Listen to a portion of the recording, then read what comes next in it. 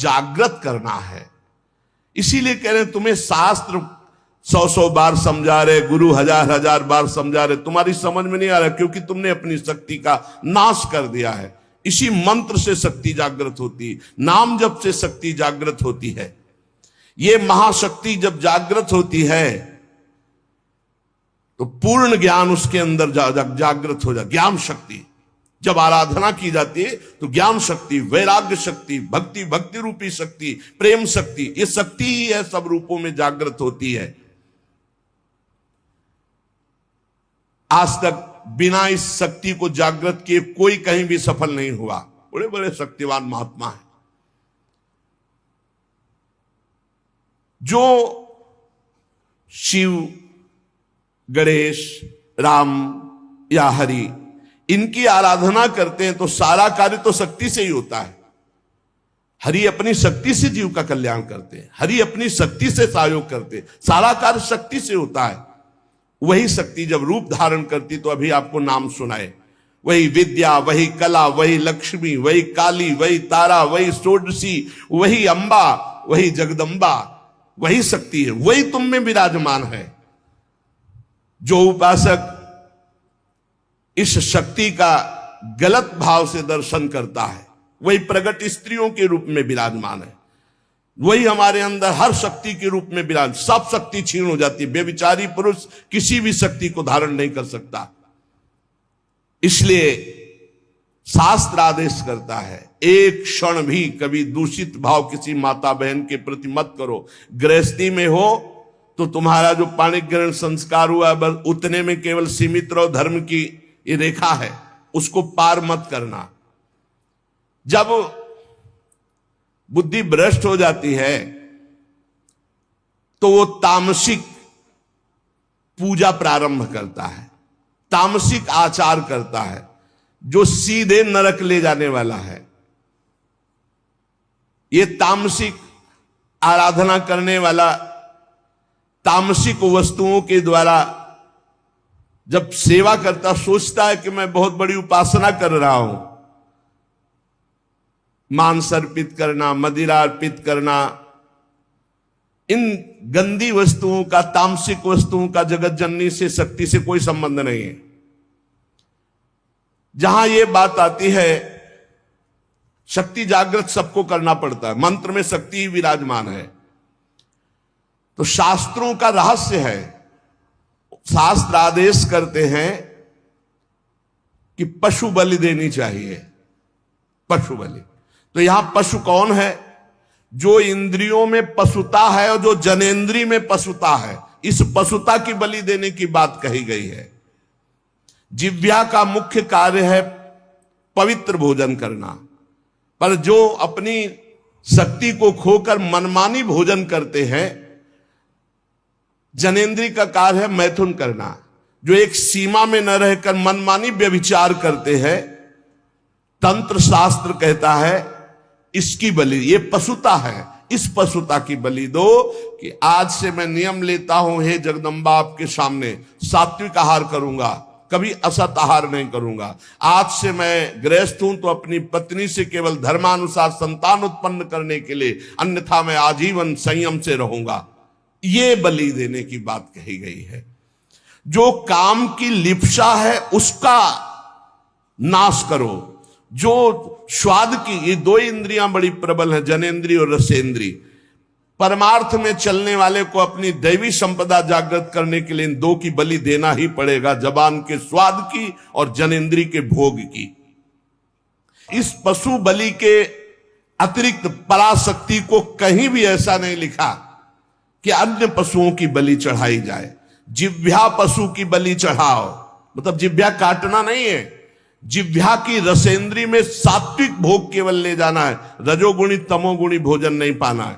और ये जो अज्ञानी जन नहीं जानते हैं, ये भोले भाले पशुओं की बलि करते हैं और सोचते हैं कि मां प्रसन्न हो जाएगी, शक्ति जागृत हो जाएगी। और जो जनेंद्री को संयम में रखता है, समस्त चराचर जगत की जितनी भी स्त्रियां हैं सबको जगदम्बा का स्वरूप मानता है, भगवती की शक्ति उसके अंदर जागृत हो जाती है। विद्या तव देवी भेदा स्त्रिया समस्ता सकला जगत्सु। जितनी विद्याएं हैं भेद से सब है जगदम्बा आप ही हैं, और जितनी माताएं हैं वो सब छोटी बड़ी सब हे जगदम्बा आप ही हैं। जो गृहस्थाश्रम का व्रत धारण किए एवं पितृ ऋण से मुक्त होने के लिए केवल संतान उत्पत्ति के लिए अपनी पत्नी से सहवास करते हैं और निरंतर भगवत भजन करते हुए संयम से चलते हैं, उनको भी ब्रह्मचारी ही कहते हैं, उपासक ही कहते हैं। अन्यथा जगन माता की तरफ यदि काम दृष्टि से देखा तो वो संहार शक्ति भी है, तुम्हारे अंदर की साधना देवी संपदा सबका नाश हो जाएगा। किसी भी माता बहन की तरफ काम दे, वो तुम्हारी भोग्य वस्तु नहीं है।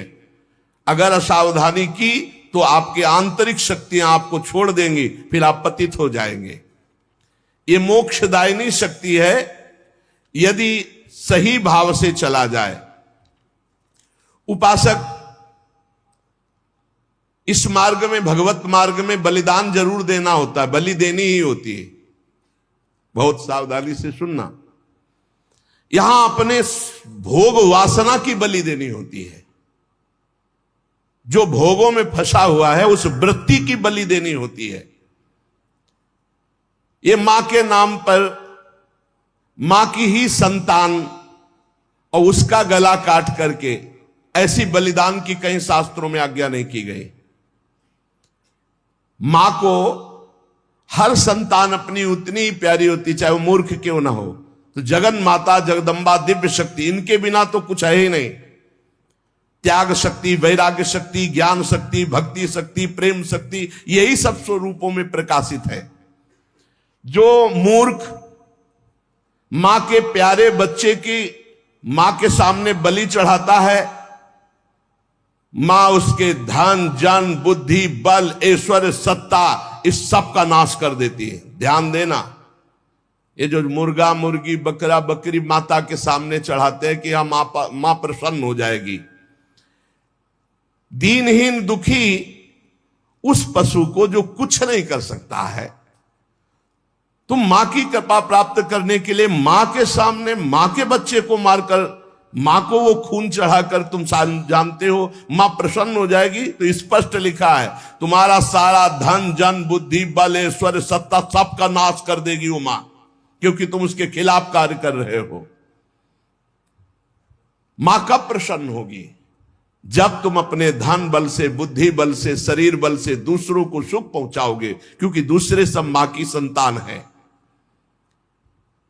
मां तुम्हें गोद में बैठा लेगी जब मां की आज्ञा के अनुसार चलोगे, और वही सब शक्तियों की स्वामिनी है, वो तुम्हारे अंदर शक्ति जागृत कर देगी।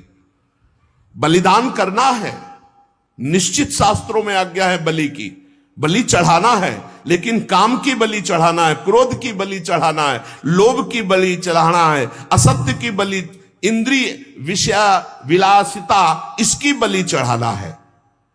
तुम मां से प्रार्थना करो तुम्हारी बुद्धि शुद्ध हो जाए, मां की चरण रज से तुम्हारे अंदर आसुरी भाव उसकी बलि चढ़ जाए। जब तुम प्रेम भाव से मां की आराधना करोगे तो तुम्हें जो परम लाभ मिलेगा वो दिव्य शक्तियां जागृत हो जाती है। और जब मां से विपरीत भाव किया जाता है, मां को भोग्य भाव से देखोगे, इससे बड़ा विपरीत भाव क्या है? ये सब मां ही तो है विविध रूपों में, जननी ही शक्ति तो है। फिर कोई ये प्रश्न कर सकता है, बड़ा सुंदर है, कि मां के हाथ में नरमुंडों की माला है और मां जिह्वा में रक्त लगाए हुए है, तो अगर मां को अगर बलि पसंद नहीं तो क्यों काटा?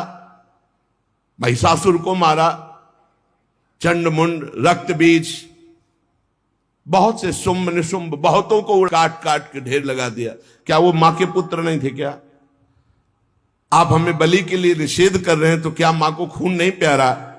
तो कह रहे वो मां के बच्चे नहीं हैं, हम ऐसा नहीं कहते, वो मां के बच्चे हैं, पर वो मां से ही भोग करने की भावना रख रहे थे और मां के उन सीधे साधे दुर्बल बच्चों की हिंसा कर रहे थे। तो अगर एक बच्चा ऐसा हो जाए कि पूरे परिवार को काट रहा है तो मां स्वयं काट देगी।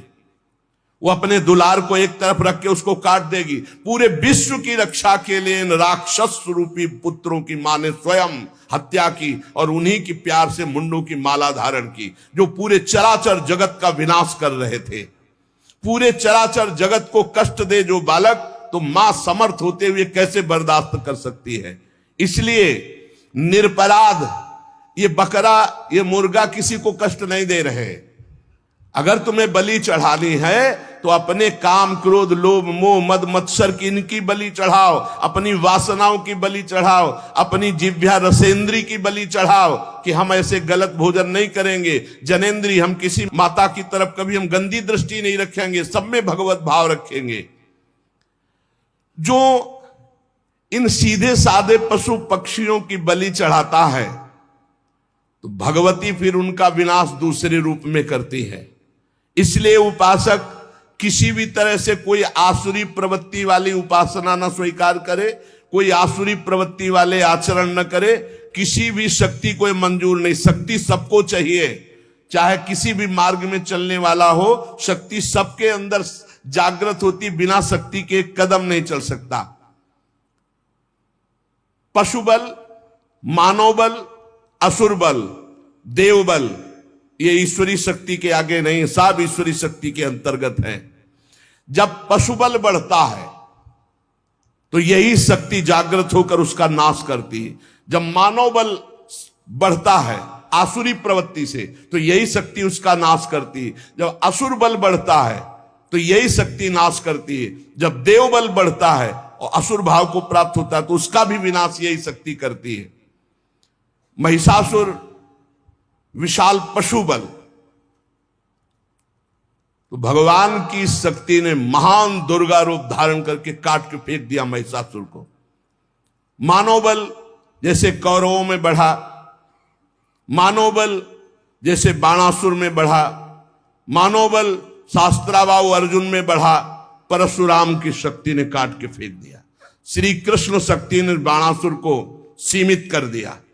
श्री कृष्ण शक्ति ने कौरवों का विनाश कर दिया। मानव बल, जब अपनी मर्यादा से कोई बल बढ़ता है तो भगवान की दिव्य शक्ति उसका शासन करती है। जैसे रावण का असुर बल बढ़ा, भगवान ने रान को कुल रोवन हारा।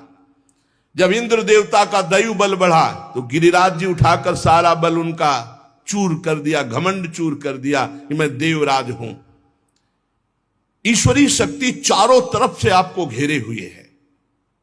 आप साधारण नहीं हैं, आप भगवान के अंश हैं। आप मर्यादा से चलेंगे, आप सत्य मार्ग में चलेंगे तो आपके अंदर ईश्वरी शक्ति जागृत होगी, और असत्य मार्ग में तो वही ईश्वरी शक्ति आपका विनाश कर देगी, ऐसी जगह ले जाएगी कि आपका नाश हो जाएगा। इसलिए आप अपनी शक्ति का जागरण करें, ना कि अपना नाश अपनी ही शक्ति से करवावे।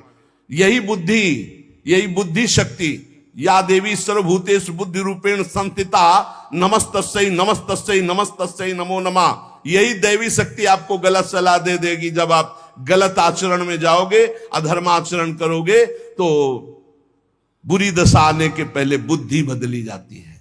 जाका विधना दारुण दुख दीन, ताकि मति पहले हर लीन। मति माने बुद्धि का अपहरण हुआ, जीव का नाश हो गया। इसलिए श्रीपाद प्रबोधानंद जी कह रहे, तुम्हारे अंदर शक्ति है कोटिभीर्न। शास्त्र गुरु करोड़ों करोड़ों बार समझा रहे, तुम्हारी समझ में नहीं आ रहा। तुम खलु लोक निंदा सतई, 100 बार तुम्हारी निंदा हो रही, ऐसे आचरण करते फिर भी तुम्हारी समझ में नहीं आ रहा। महानदृष्टि भीर नहीं विपत्ति सौखेर नहीं। अब महाविपत्ति आने वाली, अब क्या करोगे? क्योंकि जो तुमने कर्म किया वो तुम्हें भोगने पड़ेंगे। पूर्व से अभी इसी जीवन में आप अपने जीवन को झांक करके देख लीजिए, आपके जीवन में क्या क्या हुआ है। आप खुद इस बात के गवाही हैं कि अगर वो केस खुल जाएं जो आपके जीवन में हुए हैं तो नरक, जेल, निंदा, इसके सिवा कुछ नहीं है। आज भगवान की कृपा हुई कि सबको ढक करके तुम्हें उत्तम मार्ग में चलाने के लिए भगवान अवसर मिल गया है। अब तो होश में हो जाओ। श्रीपाद कह रहे हैं, लेस मात्र कहीं भी सुख नहीं है, या धर्माचरण तुम्हें महान दुख प्रदान करेंगे। हाय, हतभाग्य, फिर भी वो कामांध होकर दूसरी माताओं की तरफ भोग दृष्टि से देख रहा है। मनागपि ननोत्सहे हतमनो युवत्याहृतम निरोधभूत मत ईदृशम किम वितासे वृंदाटवी। कैसे वृंदावन तुम्हारा कल्याण कर देगा, कैसे तुम्हारा वृंदावन रक्षा कर देगा यदि वृंदावन में माताओं बहनों के प्रति तुम काम दृष्टि रखोगे। हाय हाय, हजारों बार करोड़ों बार गुरु समझा रहे, शास्त्र समझा रहे, फिर भी तेरी समझ में नहीं आ रहा। और मैं स्वयं कह रहा हूं कि लेस मात्र सुख इसमें नहीं, श्रीपाद कह रहे, मैं स्वयं कह रहा हूं कि लेस मात्र इसमें सुख नहीं, फिर भी तू माताओं बहनों की तरफ काम दृष्टि, दोष दृष्टि, भोग दृष्टि रख रहा है। कैसे तुम्हें वृंदावन रक्षा करेगा, कैसे तुम्हारे वृंदावन हृदय में प्रेम प्रकाशित करेगा जब बार बार शास्त्र आज्ञा और गुरु आज्ञा का उल्लंघन कर रहे हो।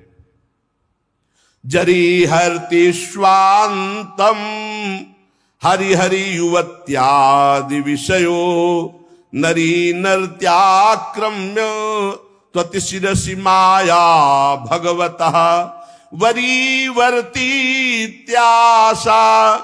चिरमिहितु वृंदावन वने न जाने राधाया कथम्यू चरी करती करुणया। हे हरि मेरी रक्षा करो, मेरी रक्षा करो, हरि ही रक्षा कर सकते हैं। हे हरि मेरी रक्षा करो। हे भगवान, आपकी माया मेरे सिर पर सवार होकर बार बार मुझे खींच रही है। ऐसा सबके हो रहा है। हे भगवान, ये आपकी विचित्र माया मेरी बुद्धि में सवार होकर, खोपड़ी में सवार होकर बार बार खींच रही है। मैं श्री वृंदावन धाम वास करता हूं, आशा रखता हूं इसी जन्म में भगवत प्राप्ति हो, पर क्या श्री जी की करुणा हमारे ऊपर नहीं हो रही जो हमारी बुद्धि माया खींच रही है। हे वृंदावन धाम, हे हरि, हे किशोरी जो करुणा करो, ऐसी कृपा कर दो कि मेरी बुद्धि, सबसे ज्यादा आक्रमण इसी का होता है। द्वितीय आक्रमण कंचन का और तृतीय आखिरी आक्रमण होता है नाम हो जाए, कीर्ति हो जाए। इन तीन से जो बचा ले जाए वो भगवत प्राप्ति। कैसे बचे, अब उपाय बता रहे हैं। राधा कीर्ति सुधा रसेन रसना रात्रिं दिवं पूर्यताम श्री वृंदा विपिने तदीय पदयो कैंकर्य में वार्थ्यताम। रात दिन प्रियाजू का नाम जप करो, राधा राधा राधा। रात दिन रसना से श्री स्वामिनी जी के पदों का गायन करो, उनकी कीर्ति उसमें विराजमान है। सुंदर सुंदर पद है चतुरासी जी के। अर्थों की तरफ मत जाओ, अर्थ तो स्वयं प्रकाशित होगा। एक बार श्री सदगुरुदेव भगवान से वाणी जी के अर्थ के विषय में चर्चा की तो उन्होंने कहा जब तक साधक का पुरुष भाव है तब तक ज्यादा अर्थ पर ध्यान नहीं देना चाहिए। वाणी जी का गायन वनिता पुरुष भाव मिट जाए तब सेवे ललितादिक के भाई। चतुरासी जी महान सिद्ध औषधि है, काम वेदना को शांत करने के लिए अग्नि के समान है। संसार समुद्र से पार होने के लिए चतुरासी जी नौका के समान है। आराम से नाव में बैठ गए, खेवैया हरिवंश चंद्र जी में पार कर दिया। भवजल निधि को नाव और काम पावक को पानी। और इतना ही नहीं, प्रेम भक्ति को मूल, मोद मंगल सुखदानी। बड़ा आनंद हर समय बना रहेगा। एक बार 24 घंटे में चतुरासी जी का पाठ कर लिया, 84 लाख योनियों में नहीं जाओगे।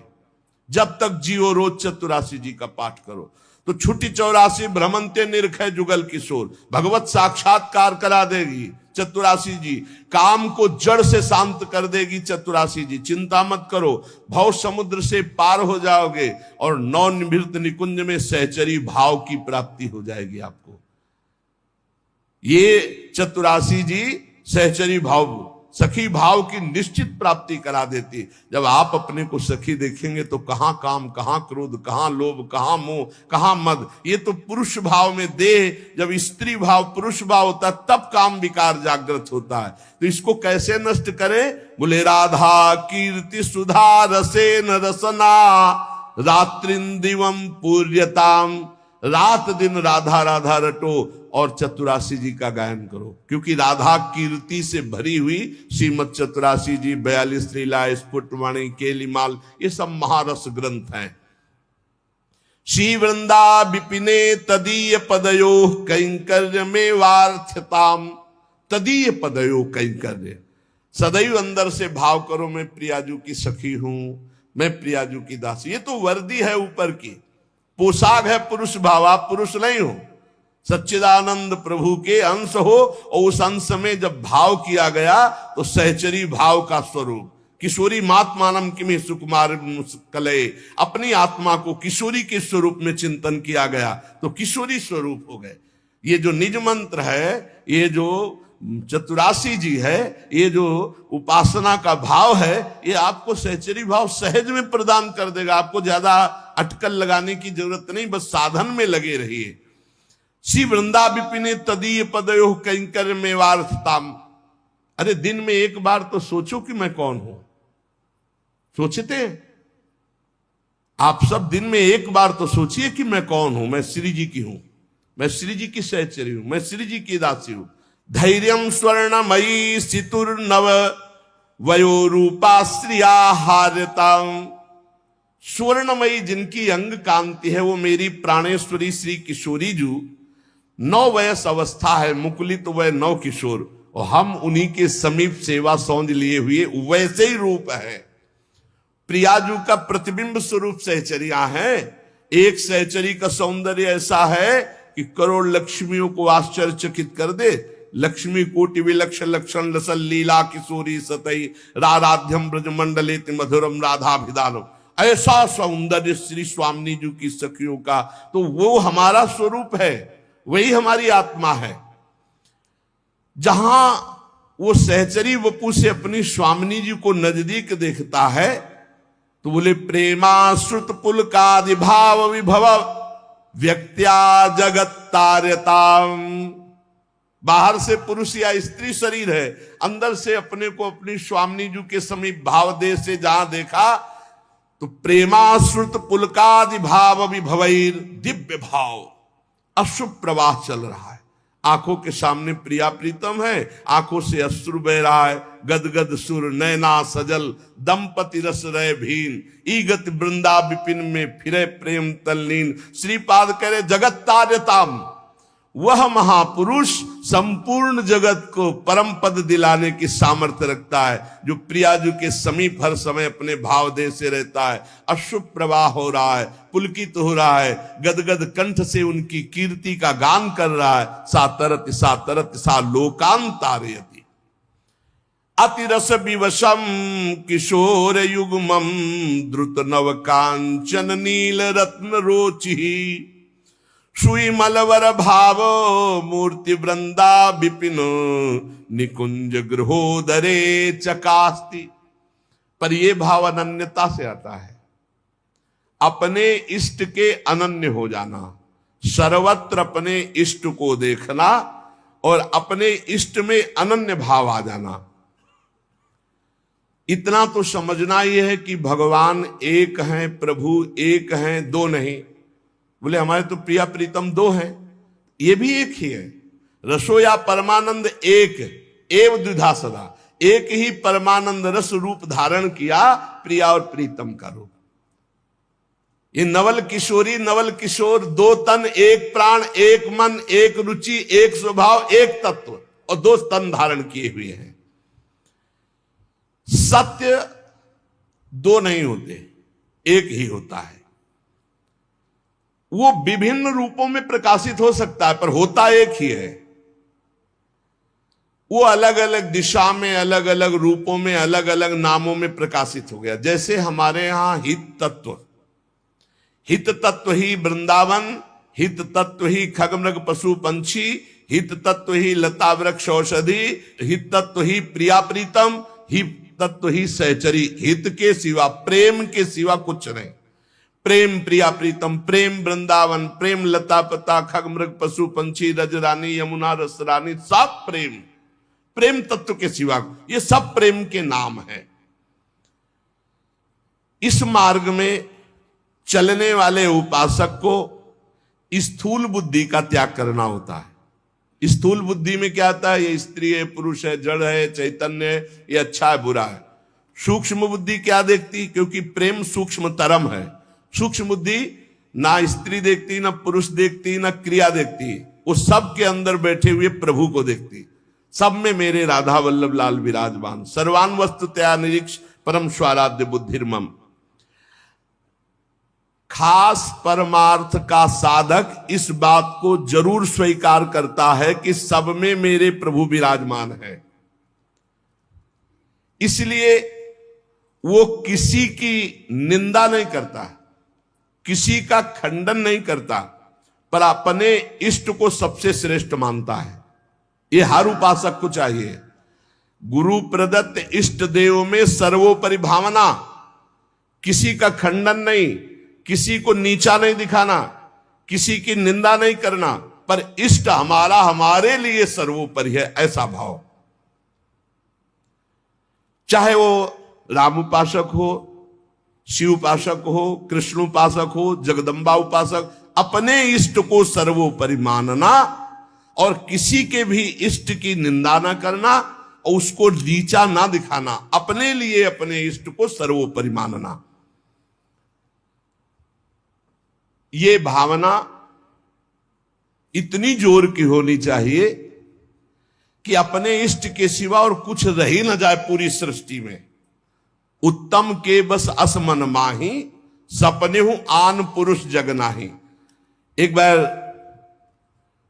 गोस्वामी तुलसीदास जी वृंदावन आए।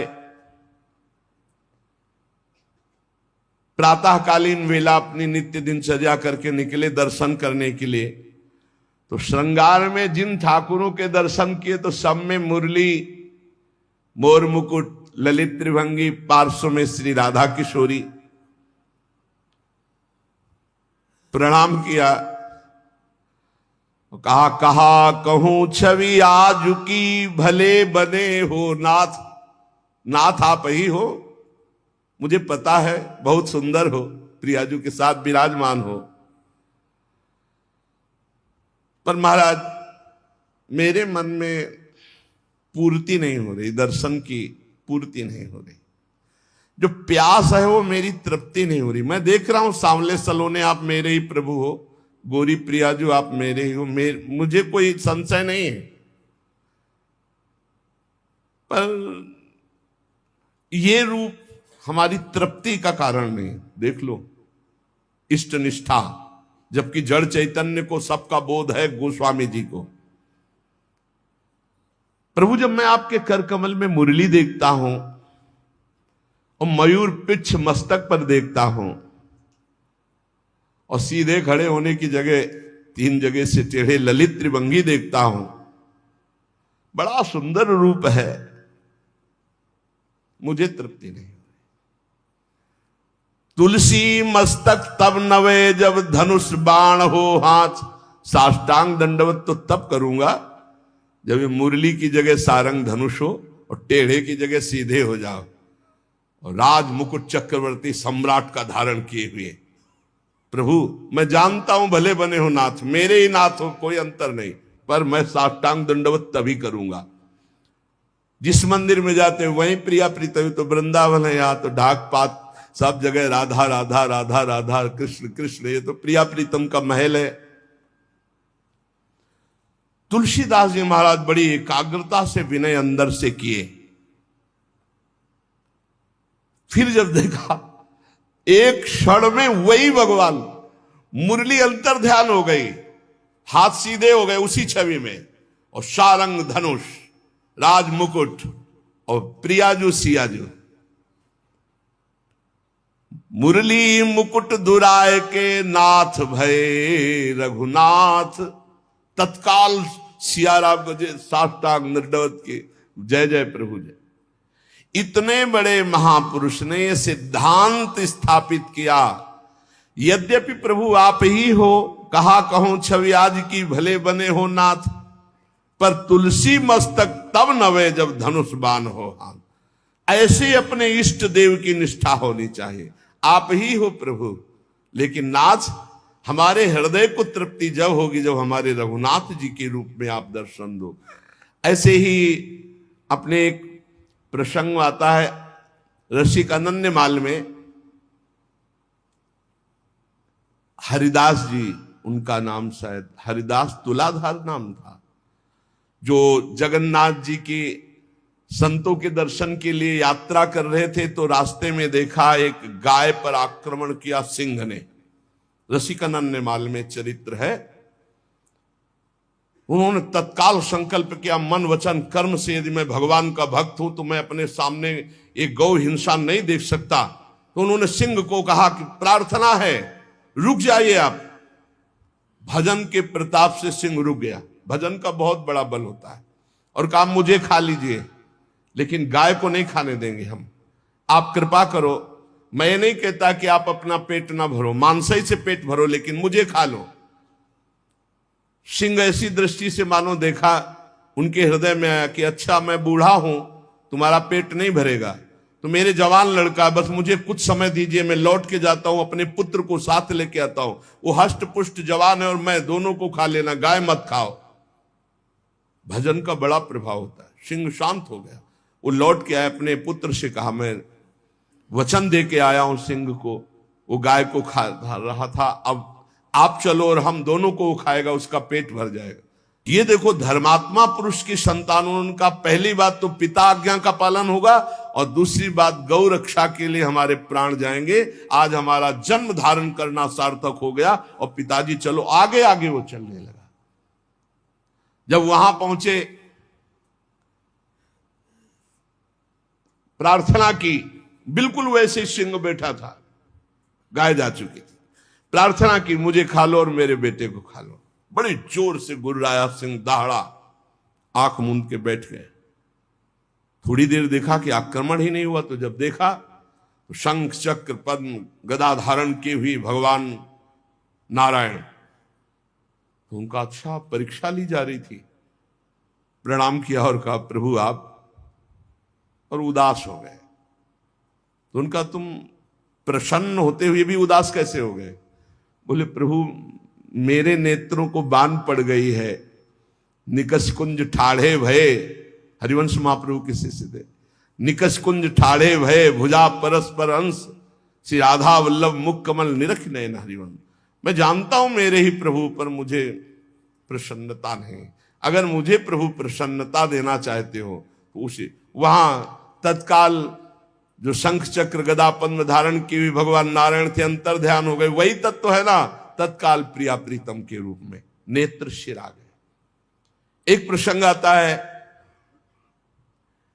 प्रियालाल ब्रजलीला के अंतर्गत, एकांतिक कोई वार्ता करना चाहते थे समस्त गोपी मंडल के मध्य में, तो अंतर्धान हो गए। पूज्य भाई जी से हनुमान प्रसाद पोद्दार जी ने लिखा है। अब सांकेतिक कुंज में जाकर लालजू विराजमान हो गए, प्रियाजू दूसरे मार्ग से उधर चली और गोपीजन दूसरे मार्ग से। गोपीजन वहां शीघ्र पहुंच गई और देखा लालजू ने कि गोपियां आ गई, अब क्या करे, तो दो भुजा बढ़ा ली। भाई जी ने लिखा ब्रजलीला के अंतर्गत, वही श्याम सुंदर है, पर दो भुजा बढ़ने का नजदीक गए, बस नेत्रों से प्रणाम किया और कहा हे भगवान नारायण हम पर कृपा करो, हमारे प्रीतम श्याम सुंदर मिल जाए, और आगे बढ़ गई। दो भुजा बढ़ा लेने से कोई प्रियता नहीं किसी गोपी के हृदय में, पर जब लाडली जो उस कुंज में प्रवेश की तो महाराज कोशिश करते रहे कि दो भुजा रख ले, लेकिन अंतर्धान महामाधुर्य रस प्रवाहिनी श्री स्वामिनी जी की दृष्टि, बस मुरली मनोहर द्विभुज। तो यहां अनन्यता, उपासक में जितनी अनन्यता आ जाएगी उतने इष्ट देव की समीपता का उसे अनुभव होने लगेगा। अब इस अनन्यता को हम कैसे प्राप्त करें, तो कह रहे नाम जप के द्वारा। भगवान नाम जप में इतनी सामर्थ्य है कि अन्य अन्य आश्रय, अन्य अन्य जगह जो गया हुआ मन है वो लौटकर अपने इष्ट में अनन्य हो जाएगा। भाई जी महाराज साधन बता रहे हैं, नाम जप, सब कुछ इसी से प्राप्त हो जाएगा, विश्वास कर लीजिए। तो लोग पूछते हैं कौन सा नाम जप करें, तो पहली बात है कि जो आपके गुरु ने नाम दिया है वो नाम जप करो। यदि आपने गुरु नहीं बनाया तो जो नाम आपको भगवान का प्रिय हो, गोपाल शास्त्र नाम में 1000 नाम है, विष्णु शास्त्र नाम में 1000 नाम है, राम कृष्ण हरि शिव, जो नाम आपको प्रिय हो नाम जप करो, वो आपको गुरु से मिला देगा, गुरु मंत्र दिलवा देंगे, वो आपको हेलो भगवत दोस्तों, प्राप्ति का उम्मीद सब करती बहुत वही नाम अच्छे करवा होंगे। देगा। आप जो शुरू तो प्रेमानंद करो बाबा नाम का जप वीडियो देखिए आप लोग, जिनको उम्मीद करती सौभाग्य बहुत से अच्छा गुरु वीडियो मिल गए होगा। हैं, अपने तो गुरु के द्वारा वीडियो दिए को हुए नाम पर पूर्ण वॉच आसक्त हो कीजिएगा। जाओ। तो और वीडियो मन अच्छा का लगे एक तो स्वभाव है, लाइक ये एंड बगल में सब्सक्राइब कुछ जरूर लेके कीजिएगा। चलने का स्वभाव जो है, प्रेमानंद गुरु से बाबा का हटकर भक्त है कुछ वो लेके लाइक चलने जरूर का, कीजिएगा। ये तो स्तोत्र ले ले, मिलते ये हैं नाम ले नेक्स्ट ले, वीडियो ये में। इसका स्वभाव है। Bye bye guys.